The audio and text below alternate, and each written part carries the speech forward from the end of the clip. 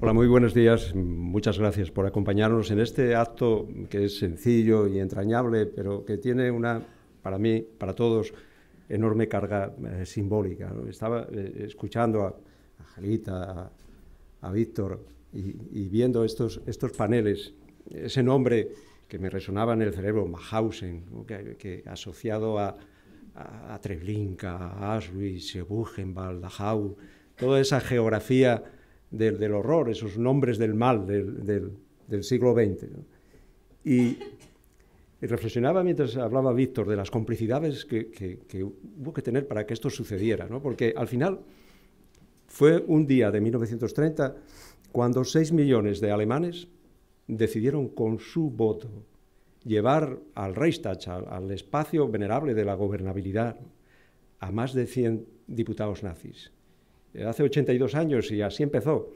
Así, sencillamente, Alemania pasó de ser un país de ciudadanos, una nación de ciudadanos, a una nación étnica, a una comunidad racial que inició un camino hacia el fin un viaje al fin de la noche, impulsada por unos wagnerianos criminales que les llamaron aquello destino.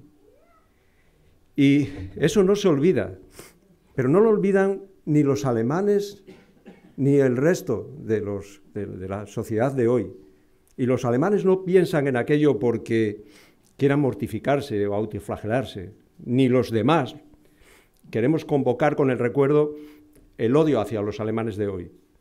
Simplemente aquello hay que recordarlo, porque de otra manera el pasado nunca pasa y los fantasmas seguirían ahí amenazando desde las almenas, ¿no? Y contrasta ese recuerdo permanente de lo que pasó con el olvido que muchas veces tenemos aquí en España también de lo que ocurrió, el olvido pues, de los que combatieron por aquella república, por aquel régimen legítimo en las trincheras, o los que murieron en la retaguardia, de los que fueron luego pues, internados en estos campos de exterminio nazis, o de los que murieron en las divisiones de Leclerc en los desiertos de Libia o en los campos de Francia.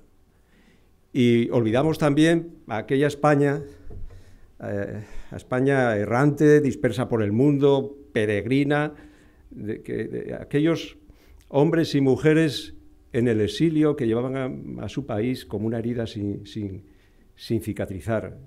España olvidada de todos y traicionada por sus aliados.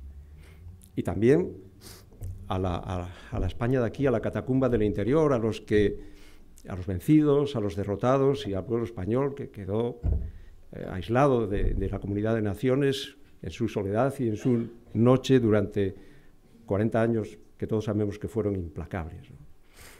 Y son tantas víctimas y son tantos muertos que la memoria no puede retenerlos a todos ni tantos horizontes, pero por eso estas 13 rosas o angelitas significan eso, significan todos los muertos, significan todas las víctimas, simbolizan lo que no podemos olvidar, porque es verdad que la memoria o los recuerdos no son buenos, pero no se puede olvidar.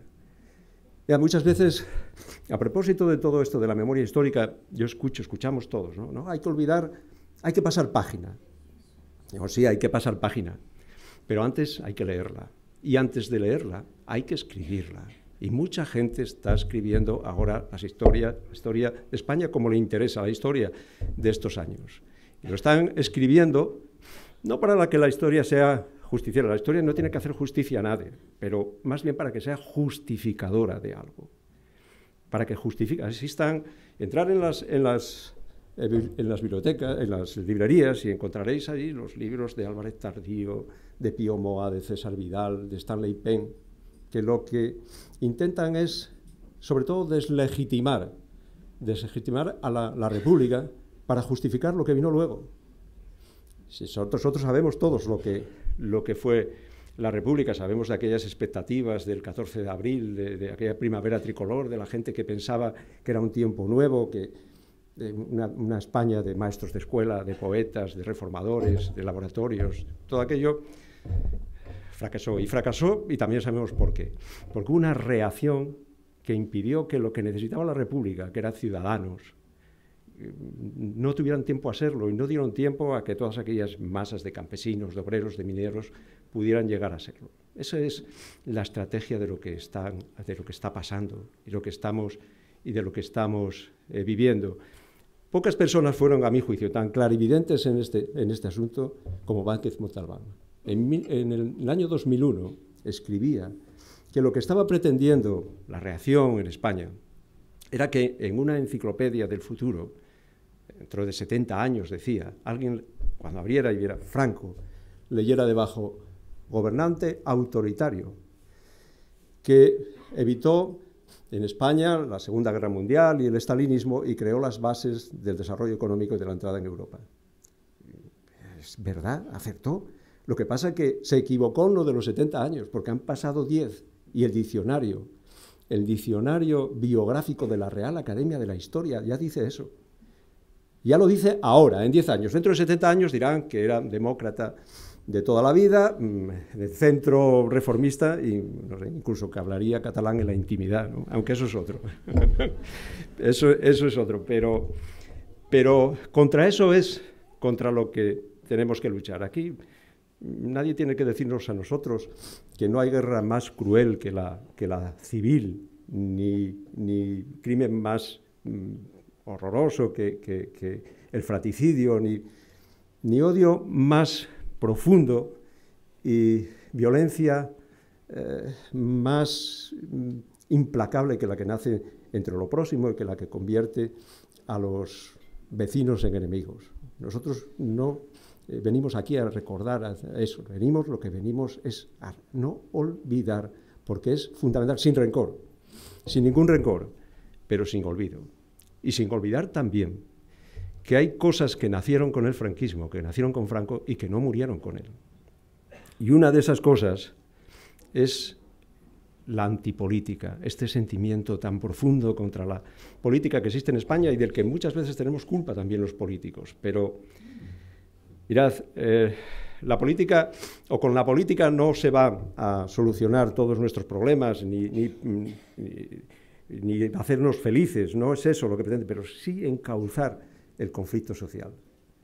Y el conflicto social existe, y politizar es ser conscientes de ese conflicto y colocar en el espacio público los intereses individuales contrapuestos con el interés general. Eso es politizar. Despolitizar es negar el conflicto. Pero por negarlo, el conflicto no deja de existir. El conflicto existe y se encauza de otra manera, peor, siempre peor. Luego, tenemos que preservar la política en este momento, además, tan difícil por el que pasa, en que lo que nos dicen es que no hay política, que solo hay economía, que hay ciencia, esa utopía tecnocrática, pero cualquier proyecto, aunque sea un proyecto económico, siempre tiene detrás un proyecto también de sociedad. Y eso es lo que tenemos que ser profundamente conscientes, los que vivimos la política, los que militamos en las organizaciones de izquierda. Siempre hay un proyecto de sociedad. Ahora mismo lo estáis viendo, cuando nos presenta el Partido Popular, el gobierno del Partido Popular, todas estas decisiones que son para salir de la crisis, son decisiones profundamente ideológicas. La primera comparecencia, la primera, del ministro de Justicia, lo que nos dice es que la ley del aborto se va a retrotraer a 1985 porque no reconocen la sexualidad ni la maternidad como un derecho de la mujer. Y eso es ideológico.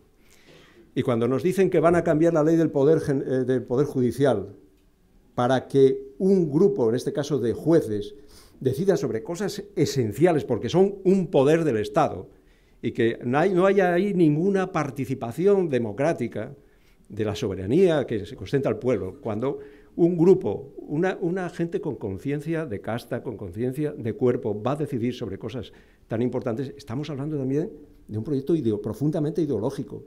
Cuando el ministro de Educación elimina la educación para la ciudadanía, pero no les importa que en la escuela pues se prepare creyentes o patriotas, pero dicen, no, eso no, porque todos somos aquí demócratas de toda la vida, cuando todos sabemos también que eso no existe, que nadie es demócrata de toda la vida, que hay que querer serlo y hay que saber serlo. Y para saber serlo nos tienen que dar educación para la democracia, que La educación en valores, en los de la tolerancia, en los del respeto, en los de la libertad, en los del sometimiento al derecho y al imperio de la ley. Profundamente ideológico, igual que es ideológica esta reforma laboral en que rompen con cualquier equilibrio, por precario que fuera, en el seno del poder de la empresa. Bueno, pues eso es lo que tenemos que tener claro. La política sigue, las ideas también. La ideología está ahí, a veces más atemperada, las utopías ahora son más modestas, reconozcámoslo, pero hay que perseverar y no hay que ceder y saber cómo nos dan gato por liebre y qué impostura existe hoy en España. Aquí en Asturias lo estamos viendo. El presidente de Asturias, no cuando era un adolescente, no, cuando era un adulto, un concejal de más de 30 años, decía que la persona que admiraba, en términos históricos, era Franco, porque en un momento crucial de la historia de España hizo lo que había que hacer.